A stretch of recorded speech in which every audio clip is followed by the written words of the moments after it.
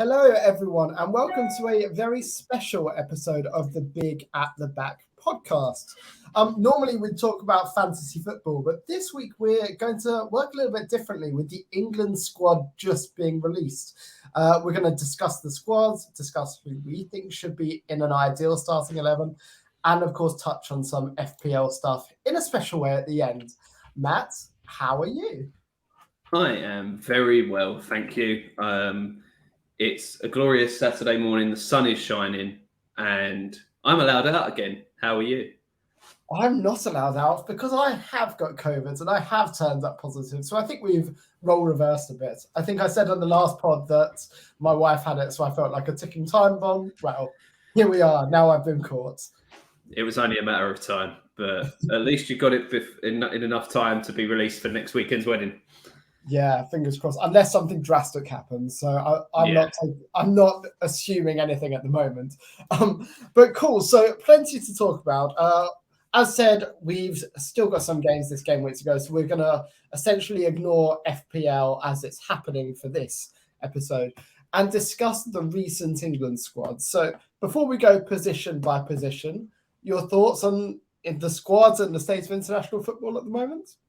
Position by position, you say? I look forward to that. Mm. But yeah, no, I think there's a couple of surprises in there. A couple of people included who I wouldn't have necessarily expected to be seen, and a couple of omissions that were slightly surprising. But overall, I think it's a fairly strong squad. England, obviously, in a fairly good position at the moment in terms of the global standing. Obviously, the Euros last year was a massive success and getting so close to the disappointment.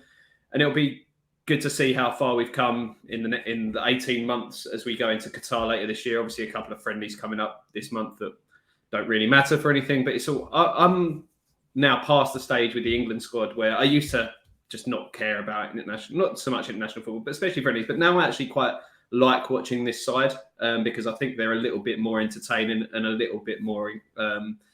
it's just a little bit more buzz around the England squad at the moment. So it's good to see.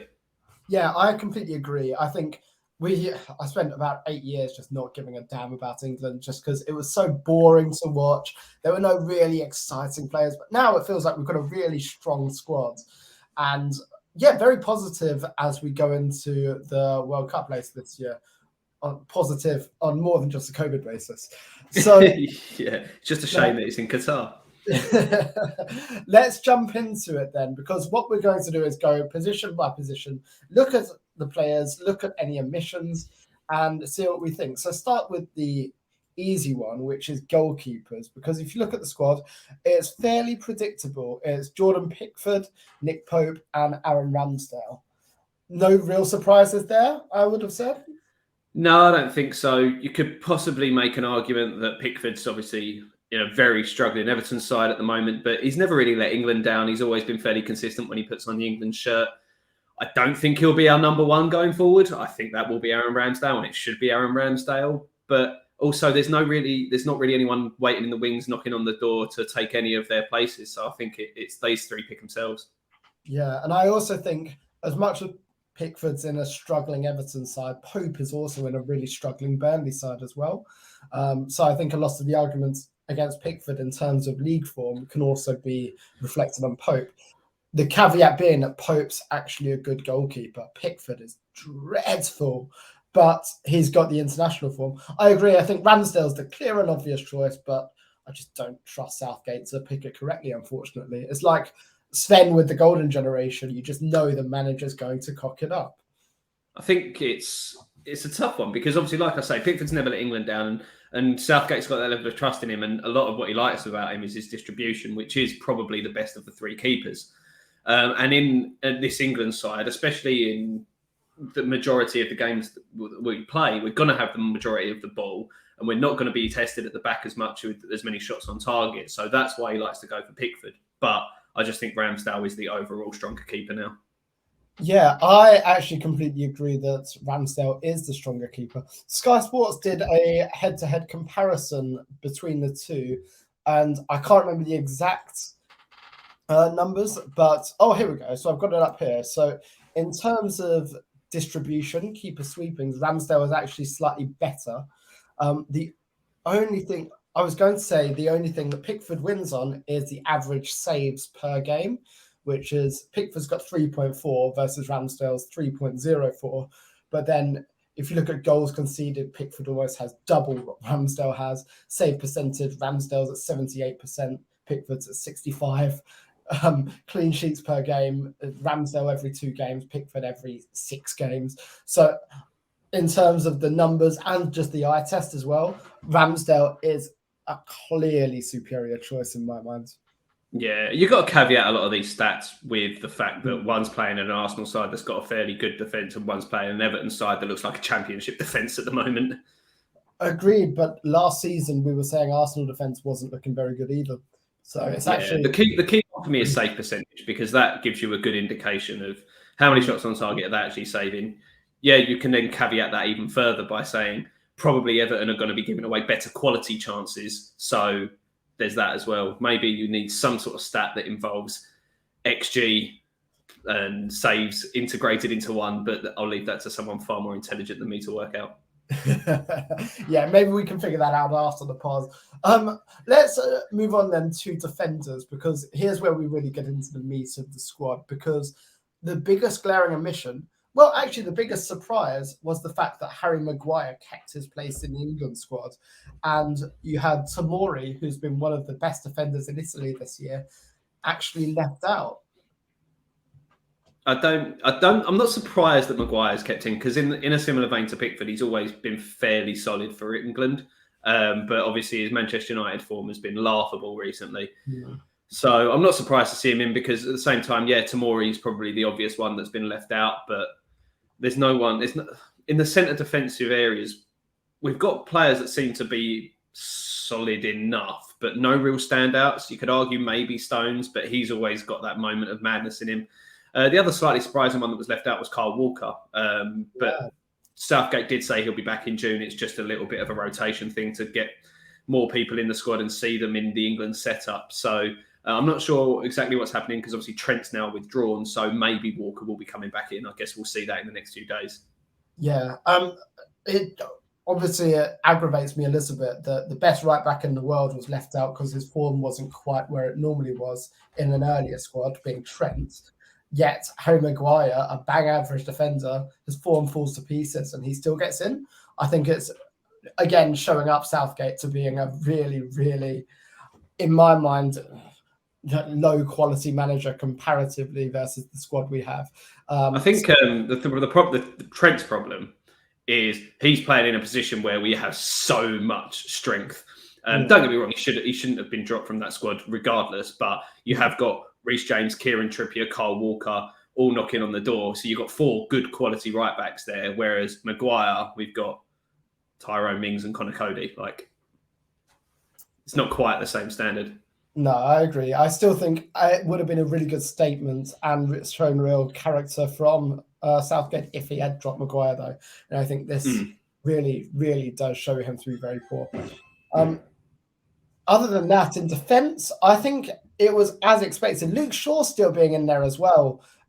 I mean, I would certainly have, you're a West Ham fan, but even as a neutral, I would have had Creswell over Shaw 100 times out of 100 based on the form this season. And I know Sean had a really, really good Euros, but ever since then, like Maguire, he's been absolutely appalling. He's barely got into the United squad, so I'm not sure what he's doing there over Creswell. Yeah, I don't know. I think, again, he's got that level of trust. Southgate seems to like the players that he likes, and it takes a lot to get them out of the squad. You could make an argument for Creswell. I don't think there's anyone else really pushing to get a place in this squad at left back at the moment. Obviously, you would have had Ben Chilwell if it wasn't for the injury, so that's the big one there. Shaw is the only left back in this squad, so if he pulls up with anything, then you're probably left with that situation again where you've got either Trent or Reece James filling in on the other side. So, yeah, possibly Creswell. I don't know if the sort of knock that he took last week made an impact on the squad announcement, but he did play after the squad was announced on Thursday night, so he is fit. But I'm not really too put out by it. I'd rather Creswell be fit for our running. Yeah, especially now you've got the Europa League as well. Awesome. Well, in terms of omissions, it's fairly standard from the defenders side. Midfielders, it's very interesting because actually midfielders, they're probably the midfielders I would pick. I agree with the squad in terms of these guys. So you've got Jude Bellingham, Conor Gallagher, Jordan Henderson, Mason Mount, Declan Rice, and James Ward-Prowse. Obviously, the more attacking midfielders are down as forwards in this. But actually, I'm quite happy with the midfield selection. I'm really glad to see Conor Gallagher there. I'd love him to be starting both of these friendlies. I think he's got a very good chance. You'll see a lot of rotation in these two friendlies. You'll probably see quite a different starting 11 in both games. So I think they'll all get a bit of game time. I think, like you say, it sort of picks itself, really. There's no one really that you're saying is a glaring omission. Obviously, Calvin Phillips has been injured. He was a big part of that Euro squad last year, but he's not going to be coming back in. He was on the bench, actually, for Leeds last night as we record this. So he might be back in time for the next set of fixtures. But I think it's a good selection. You've got a bit of everything. You've got Rice, who's obviously probably the main one here from a sort of more defensive standpoint. But the one that really excites me for the next few years is Jude Bellingham. Yeah, he's been really good again this season, and he could be really, really strong. I know you've been burned by him recently, but James Ward-Prowse, I'm always really glad to see in an England shirt because his transition from defensive midfielder to box-to-box midfielder has been excellent this season. And I'm glad to see him getting the call-up as rewards as well. He fully deserves it. He's been absolutely solid. He's the standout player in a fairly good Southampton side. And his set pieces are just incredible. So it's a shame you can't have specialist kickers, just like roll-on, roll-off subs. Whenever you get a free kick about 25 yards out, bring him on and then take him back off. But no, he definitely deserves his call-up. And I hope he gets some good game time in at least one of these friendlies. Yeah, and I expect he will. And I'm looking forward to watching him. Forwards then, because there was a bit of controversy here. The big names being left out are Rashford and Sancho. Now, Rashford has been dire. Oh, there's a defender that again was missed out, Eric Dyer. He's been Eric Dyer.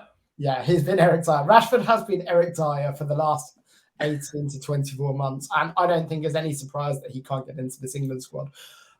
Southgate's comments on Sancho, though, were absolutely ridiculous, saying we don't think he's quite the same level at the moment as some of the other forwards. So Grealish, Saka, Smith Rowe, Foden, and Tammy Abraham. Now, I think that is absolute nonsense. And the fact that he's picking Maguire and not Sancho proves that Southgate hasn't watched anything from Man United in the past 3 or 4 months. It's strange because obviously Sancho really struggled at the start of the season finding his feet. And it's now he's really started to hit form by the looks of things, and he's starting to make things happen. And now's when he's been dropped. And Smith Rowe, yes, albeit he was out with an injury, but he's struggling to find his way back into the starting 11 at Arsenal because you've got Saka, Martinelli and Ødegaard playing every game. And he's only getting time off the bench. So I'm not really convinced about that. I think Sancho should have been in. And you've got Sterling as well, who's obviously struggling to get game time at City. Didn't even come on the other night when they couldn't get a goal against Palace. So I think Sancho should have been in. I'm not exactly sure who I would have dropped to bring him in, but he definitely deserves a place in there at the moment. Yeah, I would have dropped Smith Rowe. Again, he's not getting game time at all. Or he is, but like 20 minutes here and there. For an Arsenal side that are fighting for fourth. Sterling, you're in arguably the best team in the country. And when you play, you're playing well. He got a hat-trick just a few weeks ago, admittedly against Norwich. But when he plays, he's playing well. And Sterling was our best player at the Euros by far. So I think Sterling, there is that justification there for having him in. Whereas Smith Rowe, what's he done in an England shirt? Nothing. So there's no real Southgate favouritism there. I don't think he should be anywhere near the squad when you've got Sancho there on the wings, for example. No, I completely agree.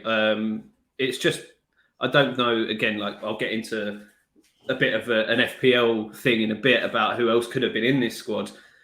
But I think Sancho's the glaring omission for me. But there's a couple of others that you could argue, like you said, with Cresswell. Jared Bowen potentially could have been in it if it wasn't for his injury that he's just picked up at the wrong time, which is obviously very unfortunate for him. The one I'm quite glad to see in there is Maguire from Palace, actually. And I didn't talk about him in the defenders because I think he's really come into this Palace side. Vieira's brought him in. He's made him captain as well. And I think it's really good to see him getting a chance. And I hope to see him get some game time as well, because it's like that next generation now of maybe defenders coming through that we need to really, especially in the centre-half positions, that we need to get coming through, because we need more strength there if we're going to be going one better than semi-finals or finals. Yeah, agreed. I also quite like that Ben White's now in the squad as well. I think he's had a really, really strong season for Arsenal and deserves that place in the squad. But that's, again, on the defenders. Forward-wise, I don't think there's much to be said else. I mean, if we were earlier in the season, we would have been talking about Greenwood, but that's not a conversation that's worth having now. The interesting part, though, from this squad and from our perspectives, really, is in an ideal world, no injuries, not everyone's informed, no injuries, you pick the England first 11 now. What we're going to do is design a big at the back England first 11. So you and I have got to come to an agreement on who the players are going to be, on who we would have playing for England. Sound like fun? Sounds like an argument waiting to happen, but I can't wait. It's going to be brilliant. Right, so let's start with the goalkeepers. I think we're in agreement, Ramsdale, right? There's no... Yeah, Pickford. Oh, sorry. Yeah, Ramsdale. So we're having Aaron Ramsdale as the goalkeeper. Happy to lock that in? Yeah, definitely. I think that picks itself. I don't think you can really make a good argument for anyone else at the moment. Yeah, agreed. Across the back line, I'll start by throwing the fullbacks out there because I think they pick themselves as well. You've got the best right back in the world, Trent, and you've got Chilwell, who is phenomenal. Yeah, I could try and wind you up and say that Reece James should start at right back, but it's got to be Trent, especially it's not just his defensive work as well. It's even more so potentially the things that he can do going forward, making things happen on that right wing. So, and Chilwell, yeah, if he's fit, he's in there definitely. The only other competition he's got is Shaw and Cresswell, but Cresswell doesn't seem to want to be getting a look in. And I think Chilwell is head and shoulders above Shaw at the moment. Yeah, I completely agree. With the Trent thing as well, Jurgen Klopp came out and said anyone saying Trent can't defend doesn't understand football. And I agree, because there's so many times against Martinelli he could have given away a penalty, but he instead did the mature thing and let him go past him. And if you think that's bad defending, I don't think you understand how football works. Yeah, and a defender isn't going to have 100% tackle success rate. It's just not feasible. You're going to get beaten sometimes. Martinelli had a good game in that game. And yeah, he did give Trent a hard time, but he would have given anyone a hard time in the form that he was in that game. So I completely agree with Klopp on that one. Yeah. So the centre-back position is interesting. And I've got a bit rogue with who I would have in there. So I would have John Stones. I think that's the easy choice. And I would have Ben White. I think the season he's had has been fantastic. Arsenal looking really strong defensively. Ramsdale and White know how to play together. So if I was picking the England 11 now, it would be Stones and Ben White as my centre-back pairing. Annoyingly, I would say exactly the same. The only one that could... I know, it's really disappointing. The only one that you could potentially argue to come in for me is Tomori, because like you say, he's having a really good season in Italy and he is one of the better defenders at the moment. But I would go for White purely because, like you say, he's got that relationship with Ramsdale, and it's very important, I say this as a goalkeeper, that you know your defence well, because you know when to come, they know when you're coming, and you can have that sort. You don't really need to say things. You know, like a defender knows when to leave it because he knows his keeper's going to be there. So I'd go for White as well. And like you say, Stones, I think, picks himself playing the ball out from the back. He's the best we've got in that role. Yeah, agreed. And it's so frustrating. I was fully ready to have a full debate with you then. Who did you think I was going to go for? I expected Maguire just because of history, but then I would say I would have been surprised you didn't go Mings or Cody. Even Cody's had a really good season, but I think Cody would have been the other potential one. I think, like you say, he's having a good season, but Mings doesn't do anything for me. And Maguire, you can't pick him at the moment. No, you absolutely cannot. Midfielders then, in terms of how I think it should line up, I would go 2 in the holding position. And it's very boring, but I think they do pick themselves in Rice and Phillips. this is where I'm going to make a different debate. It depends a little bit on your opposition as well, whether you need two more defensive-minded players or you can have sort of one pivot and one pushing on a bit. So I'd stick with Rice, but I'd put Jude Bellingham alongside him. Ooh. Because I think you get more out of that in terms of creativity, especially I'd say probably if you're against a bigger side, like if you're going deep in tournaments and you come up a team like an Italy or a Germany or a Brazil or something like that, then I'd go Rice and Phillips because you need that extra solidity in there. But I think if you're looking at, say, these fixtures coming up, then I think you can go with Bellingham. Yeah, I don't hate it. I guess I'm thinking because Rice this season has almost evolved into more of a box-to-box player. So it gives him the license to go forward when the ball's out on the wing, and Phillips gives that defensive solidity when that happens. My thought process is if Rice and Bellingham are both pushing forward in those scenarios, then we don't have a screen. You watch West Ham more than me, so would you say that's a fair assessment, or am I off slightly? I think it's a bit like what West Ham actually have at the moment with Rice and Souček. They are both developing into more box-to-box players. So it's sort of the relationship they've got. And when you're playing together, you know if one goes, one sits, it's fairly straightforward like that. If you see one kicking on, you know to hold back a little bit. But at the same time, Southgate tends to use Rice more as a sitter. We saw that in the Euros. He didn't really kick on much at all. But hopefully we will see him doing that a little bit more in an England shirt because in a West Ham side, he is key in driving us out from the back and taking the ball forward. Okay, but if Rice goes forward, is Bellingham good enough to hold that midfield on his own when Rice has gone forward at international level? I think Phillips is. Bellingham, great player, will be fantastic. I'm not sure he's there yet. I defensively, you're probably right. I wouldn't disagree with that at all. So I'm willing to concede and put Phillips in there if you're adamant. Yeah, it's just, again, it may be thinking conservative. Against the smaller sides, definitely Bellingham. But assuming we're World Cup final against France, for example, I think you'd start Phillips in that. Yeah, I don't disagree with that at all.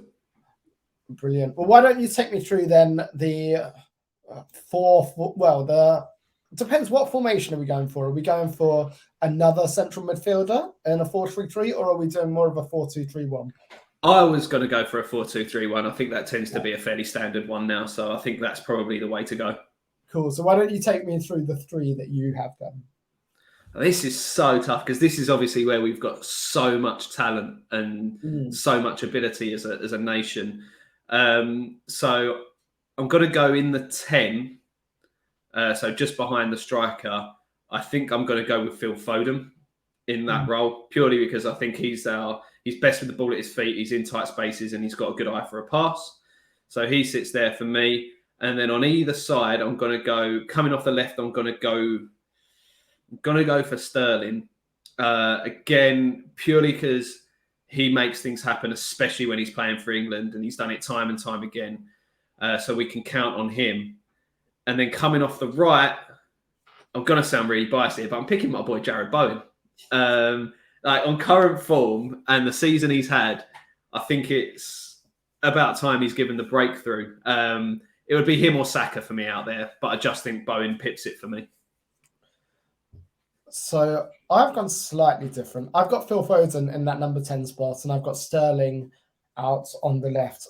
I would have Jack Grealish over on the right-hand side.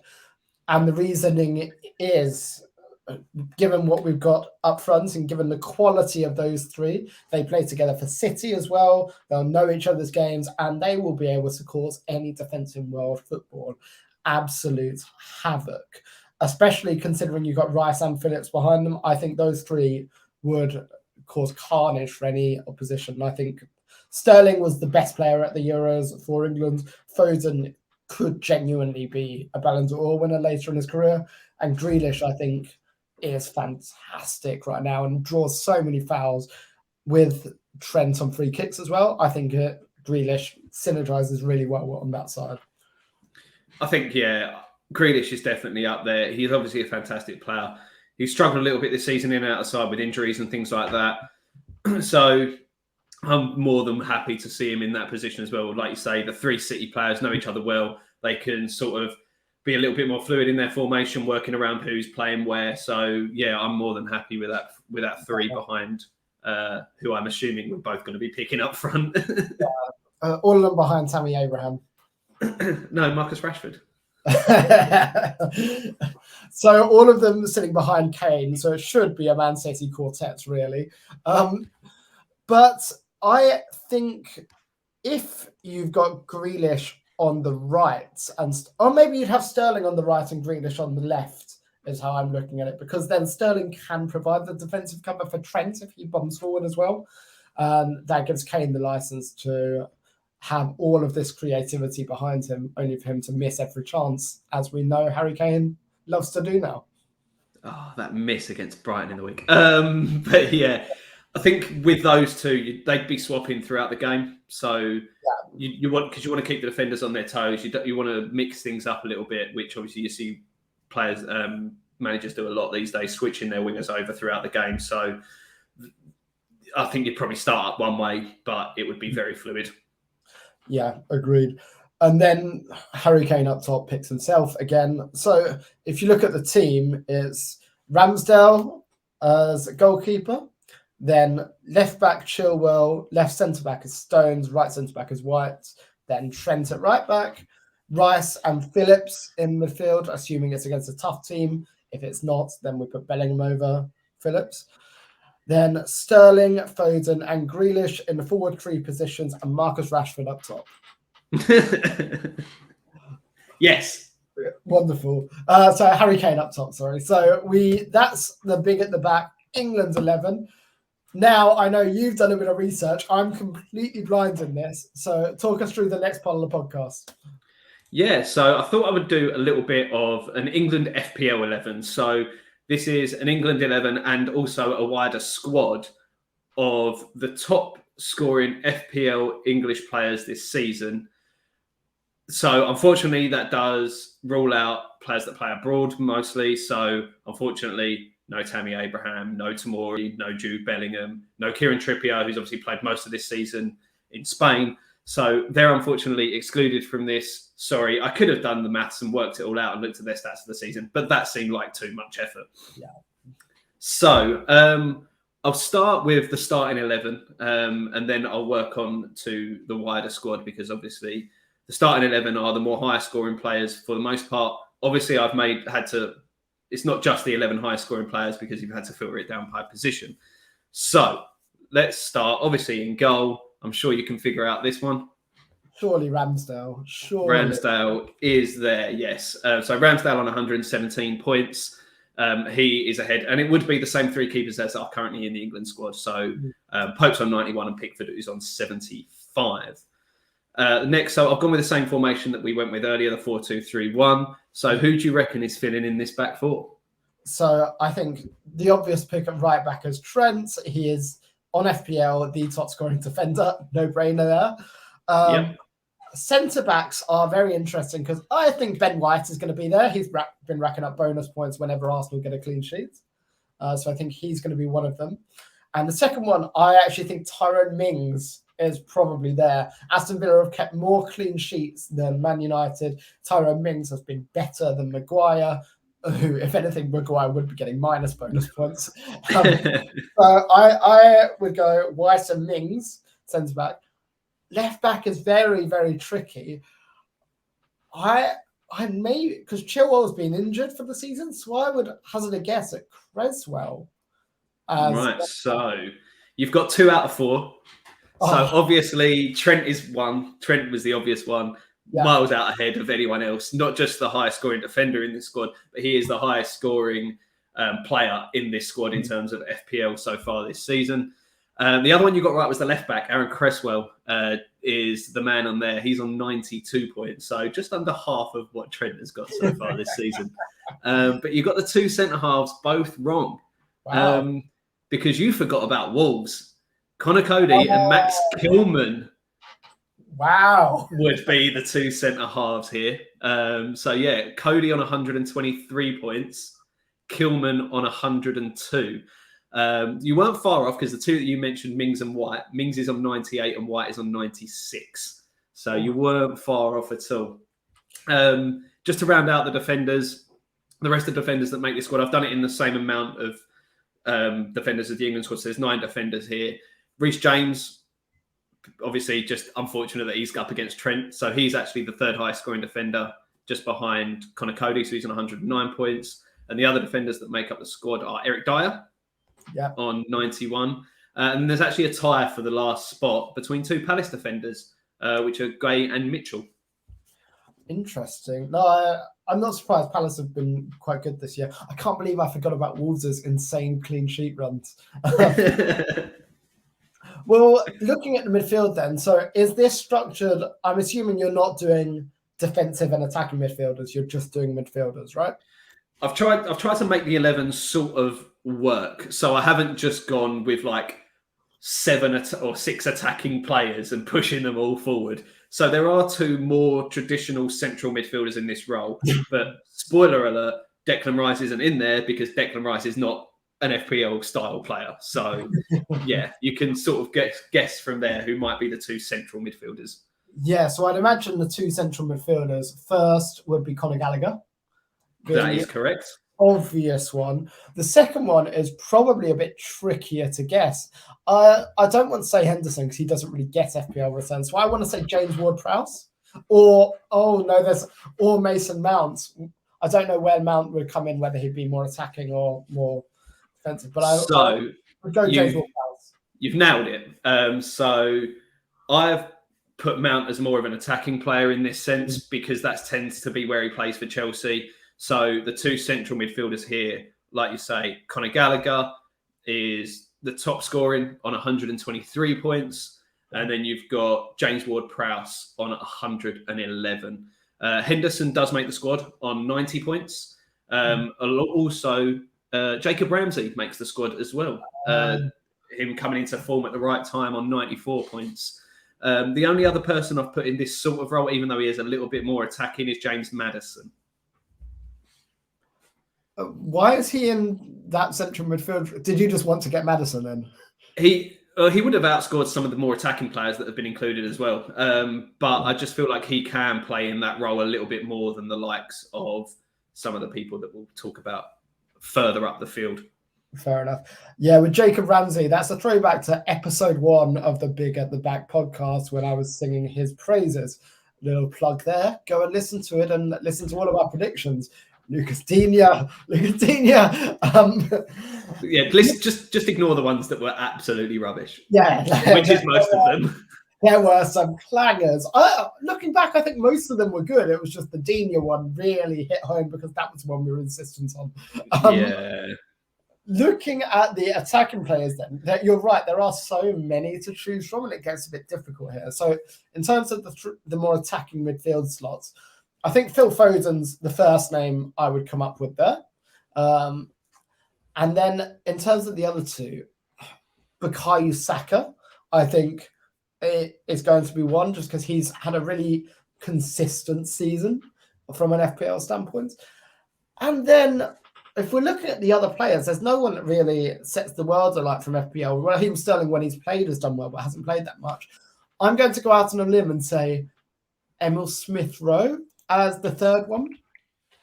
Well, you have unfortunately omitted Jared Bowen. Oh, goodness me. I am incredibly disappointed with you here. I would have Jared Bowen over Emil Smith-Rowe in terms of FPL returns. I think he's probably top of the attacking players. So I've got in the 10, I've got Mason Mount. Yeah. Because as I say, he's one of those that's in the more attacking roles. He's on 123 points. Mm-hmm. So out wide right is Jared Bowen, 153 points. He's the actually the 2nd highest scoring player in this squad behind Trent Alexander-Arnold. Mm-hmm. And then off the left is Raheem Sterling on 113. So a couple of the other ones you mentioned there that do make the squad. Smith-Rowe is on 105 and Foden is on 103.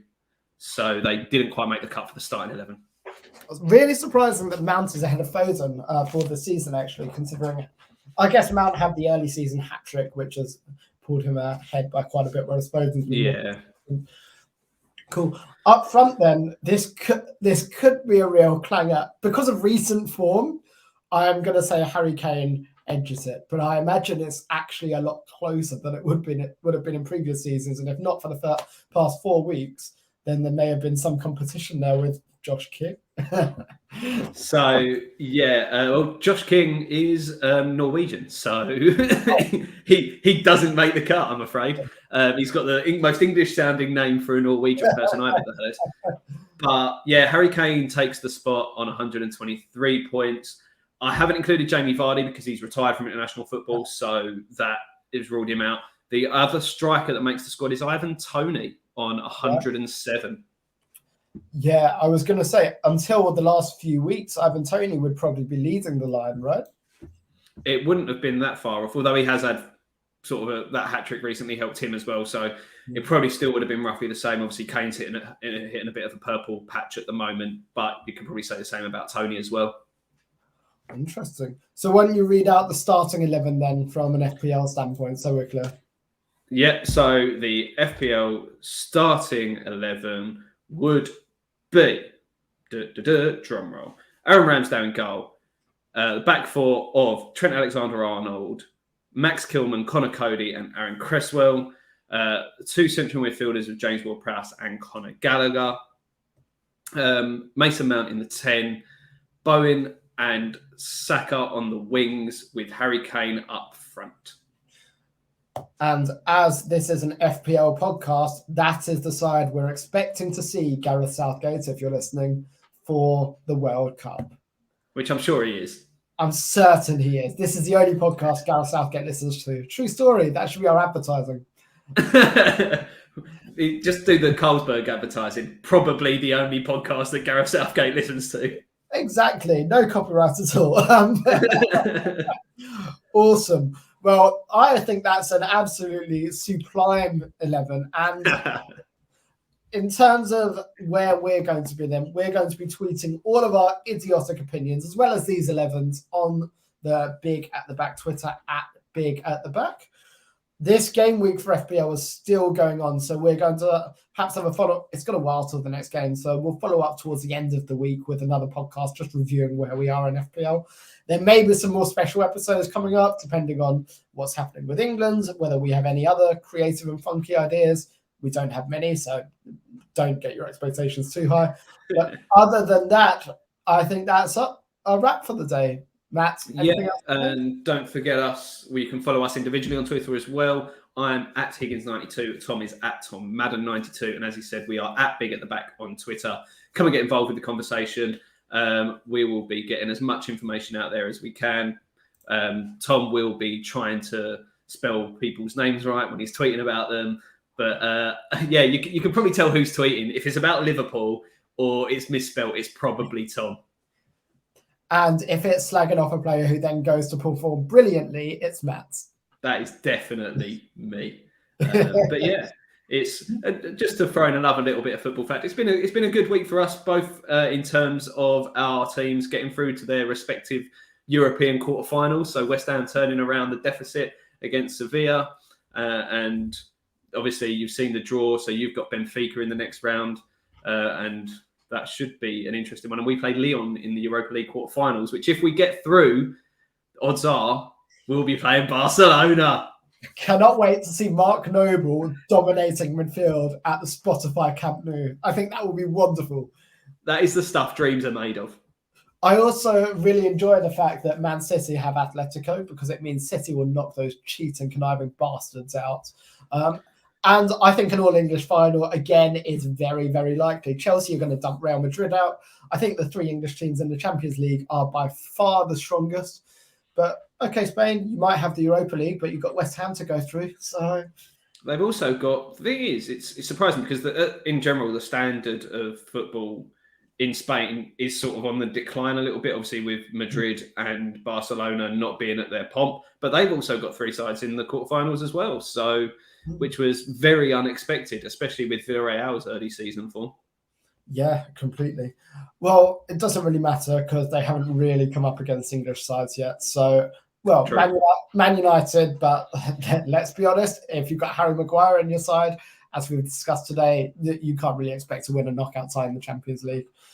It's the annual Man United get knocked out of the Champions League. What do we do next? Did you know this is the first Champions League season since 2005-2006 that neither Cristiano Ronaldo or Lionel Messi have scored a goal in the knockout stages?